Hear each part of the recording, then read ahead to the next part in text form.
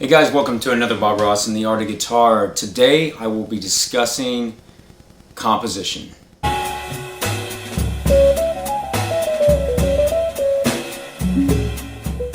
Hi guys, common question I get asked about is what is my process in composing original tunes?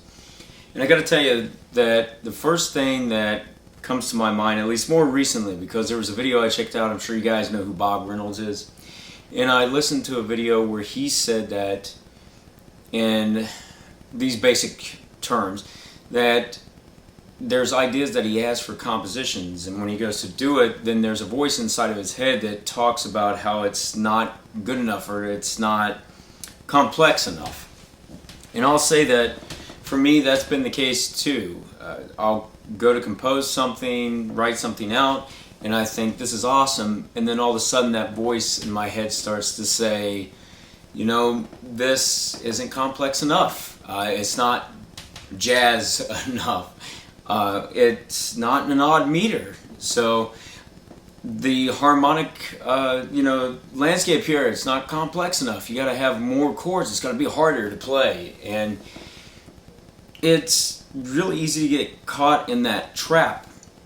And what I found is that there were compositions that I started to work out, and when that voice starts to turn on, then I've stopped and I put them off to the side because I felt like they weren't good enough.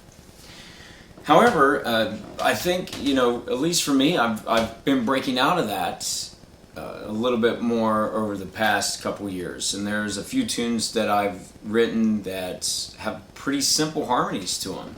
Now, I think that there's a lot that you can do with that. Now, I do have a rock background. I mean, rock is still a big influence for me.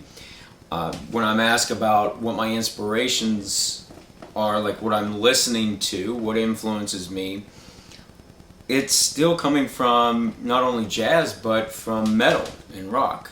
I'm still really big into heavy metal. When I go to gigs, I still am listening to Metallica and Megadeth and, whoever else that matches along with that style. There's several of those groups. So that's still who I'm listening to. So of course, in some ways, it will have an effect on at least my perception of how I want the music to come out. Now, I'm not saying that because of that I'm writing full-on heavy metal tunes, because that's not the case. But I'm just saying that it keeps me a little bit open to some ideas. Maybe. So this is going to sound very simple, and I'm not going to go into a great amount of detail on this. Actually, what I'd like for you to do, if you don't mind, in the comments below, let me know. Would you like for me to create a lesson or do a masterclass that goes into more depth about my composition process, and maybe turn it into something to where we could interact on that? Let me know in the comments below, because I'd really like to help the best that I can. So let me just give you the basic idea of how composition works for me. When I compose a piece, usually for me, most of the time, it starts with the harmony. I come up with some chords, and it could be something very basic, like I might play a chord, and this is kind of an example here. One of my tunes has this E major 7 with the 5th in the bass going to a C major 7 with the 5th in the bass.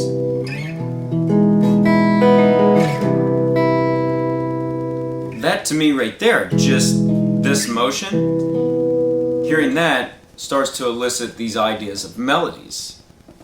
And a lot of times I'll carry around a notebook, or I'll grab a piece of paper and jot down a bunch of the chords. I start piecing things together.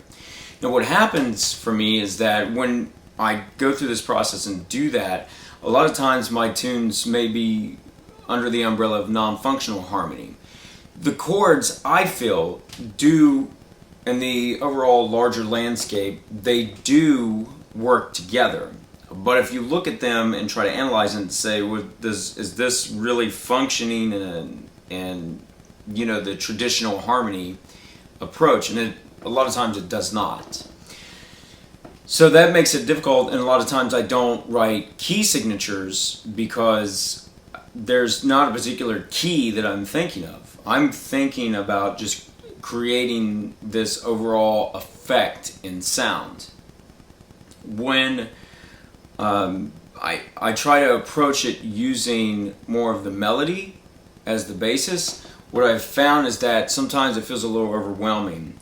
Now, I know that there's certain things that you can play as far as a melody that will dictate or outline a certain harmony. It can stand out very clear, and you can ignore that and turn it into something else. But what I've found is that if I go through the process of writing the melody first, then I feel like there's so many ways that it could go harmonically that it becomes overwhelming for me. And I actually done a video on this before, and I'll give you an example. Let's say in the melody I have the note E flat or D sharp. Here's the problem for me. That could be part of an A flat. That could be part of an A major 7 sharp 11. That could be a G7 with a flat 13. Or Lydian augmented, G Lydian augmented, C7 with the sharp 9. It could be part of a D flat 6-9 chord. It could be the 7th of an E. It could be the 3rd of a B7 or B major 7. I could turn it into the sus or 11 of the B flat. Act as a 6 or like 13 in a F sharp. It could be the flat 7 in an F chord, you know, an F7 chord. You see where I'm going. And again, I mean, certain notes, when you piece it together, it can outline a certain harmony, so you take that in consideration. But for me, I get very caught up into all the different possibilities. So usually if I have some sort of an idea in my head of a harmonic landscape, then it helps for me to solidify a melody a little bit better.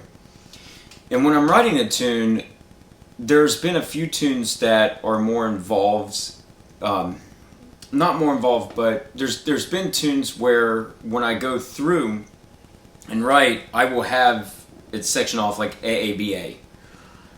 One of my tunes, The Journey, I do that, an AABA section.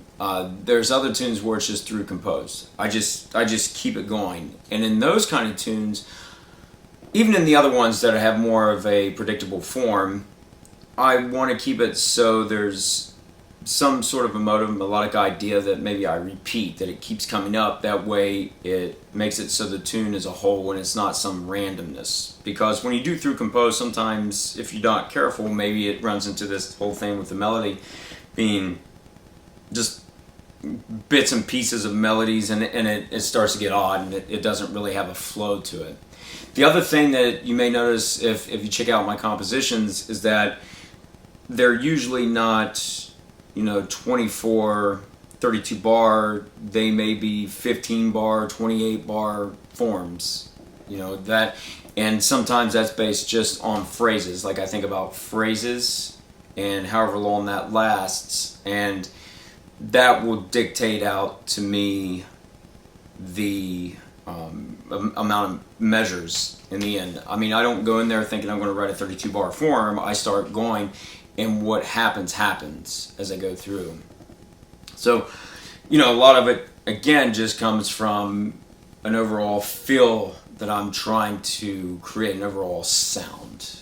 So that's just a little bit of where I'm coming from with composing. Again, if you're interested in more details, like really thoroughly examining this more, and maybe I break down a composition more so, which I have done on musiclessons.com. If you check the description below for the links, you'll find my lessons and course, and I actually talk about one of my tunes called Siri, which is a 15 bar form that's somewhat based around Iris, which is a Wayne Shorter tune. But if you're interested in diving into this more, leave your comments below. Let me know that you have an interest in this. And also, leave your comments below on how you approach composing and what's maybe some of your process into seeing it and organizing it for yourself. Alright guys, thanks for watching. Don't forget, subscribe, share, Make sure to check the description below for the links to musiclessons.com, where you'll find courses and lessons that I offer, as well as links below to the gear that I use. Thanks for watching. I'll see you next time.